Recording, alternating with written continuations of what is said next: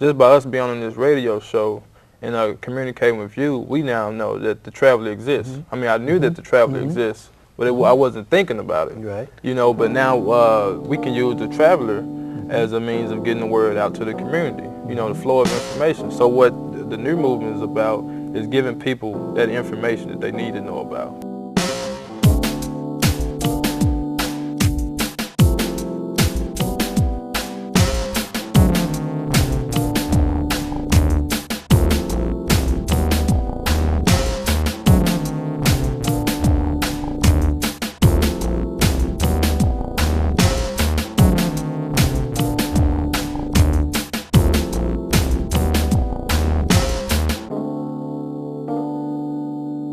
Good evening and welcome to Captions. So glad that you joined us, and I promise you that we're going to try to make this a very interesting program as we have others. Tonight I have two special guests talking about a new service here in our community. I have sitting immediately to my left Jeremy STYNINGER and also Roy BECKHAM. Roy BECKHAM. Sorry about that. No problem at all. Gentlemen, welcome to Captions, and we are having you here tonight to talk about a new venture that you folks are involved in, or it may not even be new, but it'll be new to many of our viewers tonight to hear about it, and hopefully they will take advantage and listen to your program, as I hope that many of them are listening to mine. Jeremy, what is this that I hear that is now going on as a part of the ICC environment, which is something called WAZU? What is that? It is a full-power FM radio station. Oh, radio station. Okay. Dedicated to the community. There will be available time for members of the community to come in and do their own show, produce their own show on tape, recording for playback later, and a different worldview, perhaps. Information not found on other radio stations, other things currently that are out there. And how long has it been in existence? Since the beginning of June. June of this year? Yes. Okay. We actually applied for the license at the end of May and finished construction and everything. Okay. And got the antenna hung and the transmitter tuned and all that. And then a few weeks later, I moved into the studios at ICC. Okay. What is your relationship to this new station? It was my idea to put in the application. Okay. Which is a process. I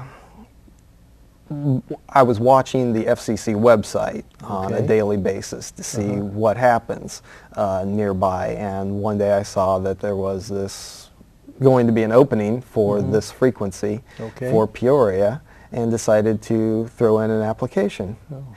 And that was March of 1998.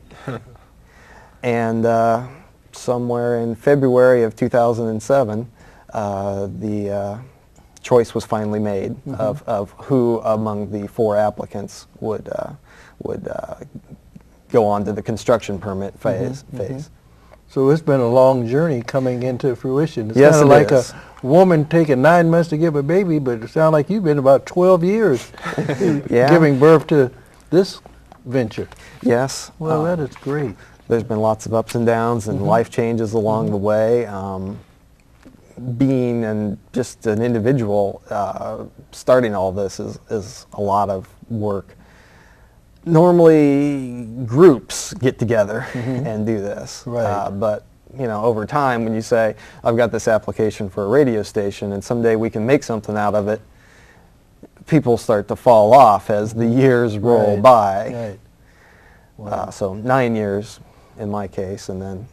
Well, I want to compliment you, and I want to thank you for being the brainchild to even want to try to explore the possibility and seeing to it and sticking to it that we now have available to our area this new station and an opportunity to be heard and to share information and whatever else that you have on there. Ray, what is your relationship with WAZU? I'm actually the radio host for The New Movement. Yes, that's the radio show that airs between 4 and 6 daily in Peoria, Illinois, Washington, Metamora, Pekin. So who's ever listening in, we hope that they could use the information that we give them and it's beneficial to them in their lives, in the community. And did you say it's called The New Movement? The New Movement. Okay. Yep, and we actually have a billboard for the radio station and the radio show on Sheridan and Main Street in Peoria, Illinois. Yeah.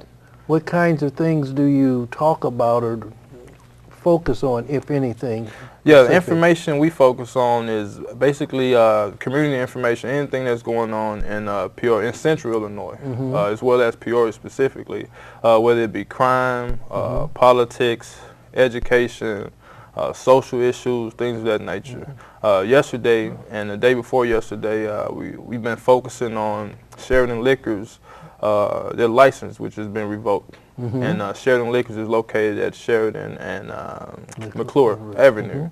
So we've been talking about the effects of a liquor store being in your neighborhood, what it does to the property value, what it does for the children, and basically a lot of things in general. So that's one thing, just to, as an example, what we've talked about on the radio show and the radio station is community-based, so those are a couple of things that we focus on, the community and the things that have an effect on the community. And how long have you been associated with having your show on, ever since it started? Not ever since it started. I've been communicating with Jeremy on and off. When was it, June? Or? I think when I first signed on, early June. Yeah, so my show started airing about 3 weeks ago. Okay. Yeah, I would say. And been airing every day consistently soon. Well, business days, during the week daily. I think I may have missed a couple of Fridays, but we've been on every day since. And is this something that you've done before, or is this your first venture in terms of being a radio host, or was this something you just naturally have ended up doing, or something that you trained to do or had ambition to do? Well, kind of share with our viewers something about who you are or whatever, or how you ended up being in that position. Right. Maybe you'll encourage others who watching and say, hey, if he can do something like that, maybe I can too. Exactly. That's the message that I want to send out to everybody, because access to information is priceless. Absolutely. Absolutely. And that's exactly why I've had this opportunity to do the radio show. And the reason I obtained that information is because I did a radio show in Urbana, Illinois. At WRFU 104.5 is also a not-for-profit community-based radio station. And my show then aired from 10 p.m. to 12 a.m. So I'm a part of this list, this email list that the radio station used to communicate with its members. So I just happened to find out that there was a community radio station in Peoria that was about to be started. And that's how I obtained Jeremy's information. I contacted him as soon as possible because I thought that my dreams would go down the drain just because I wasn't in Champaign anymore. Because I just graduated there with an accounting degree. But I've been interested in broadcasting since maybe a little teenager. But I got my accounting degree. That's what I, went to school for. But naturally, I'm interested in radio and TV broadcasting. Okay, well, I can assure you that whatever success you had in Champaign will be multiplied here in Peoria. I sure hope so. Because, I mean, this is the place where everything's been tested. In fact, that's where that question comes. Right. How does it play in Peoria? I mean, everything from food to inventions and everything else. So I'm quite certain that this town will be a platform for you not only to share information, but might be a launching pad for you to even go to a larger market if you so choose to do so. Right. Well, we're banking on it. Okay. What numbers are you on the radio?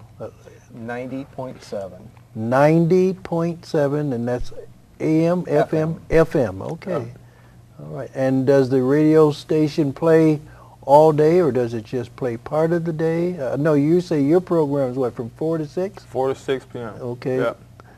Does the station operate any other hours other than this? I've been operating it 24 hours a day for a while now. Okay.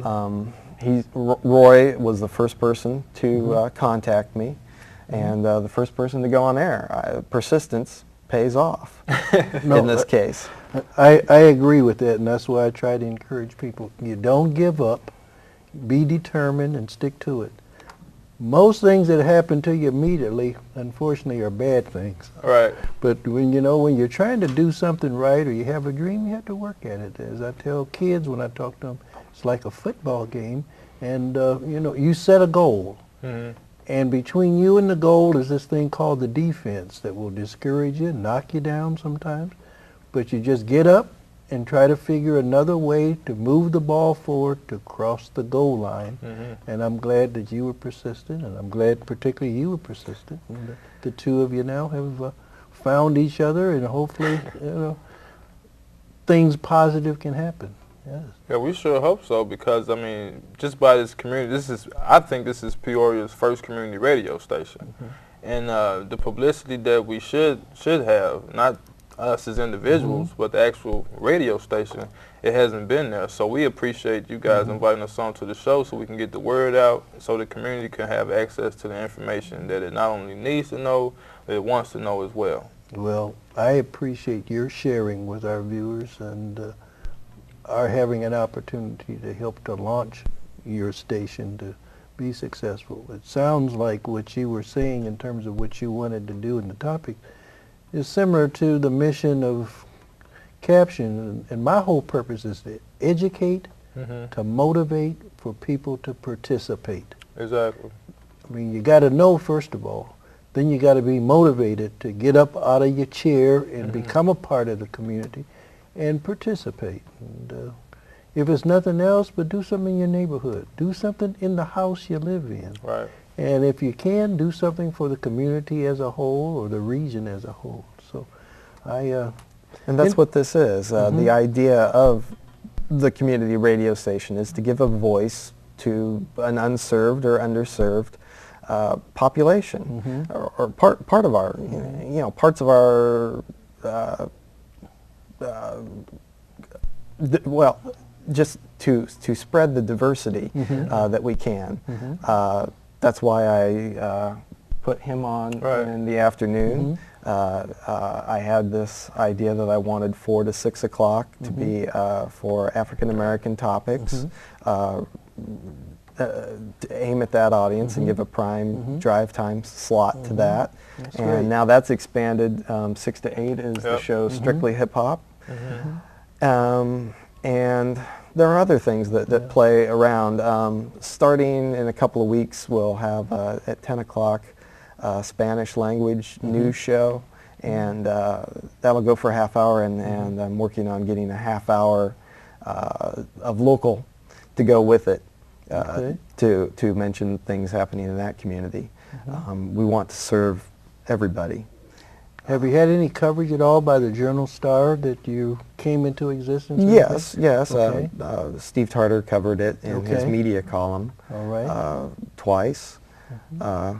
So yeah, we've had a little bit of coverage. Good, because I was going to say that I would encourage you to do so, and I would hope that if some of our viewers who are listening would call the Journal-Star and say, hey, we want to hear more about this new station that's part of our community. And same way with the Traveler. Have anybody contacted the Traveler? Because they're always looking for stories and features to write about. Right. I would think this would be something that they'd be interested in writing an article about or whatever. Because, we don't want this to be the world's best secret. Right. We want exactly. This to, Exactly. I mean, we want it to be utilized, and we want people to listen and to participate. And are you saying that people can come and tape something or be a part of it? How would that operate? If there's a church, or if there's a Elks, or if there's a whatever, a neighborhood association or whatever, how could they utilize your radio station? What would they do? They should contact me. The website is wazufm.org. It's a very primitive website right now. Well, that's fine, because it might be like me, don't even have access to websites. Is there a phone number that you folks have?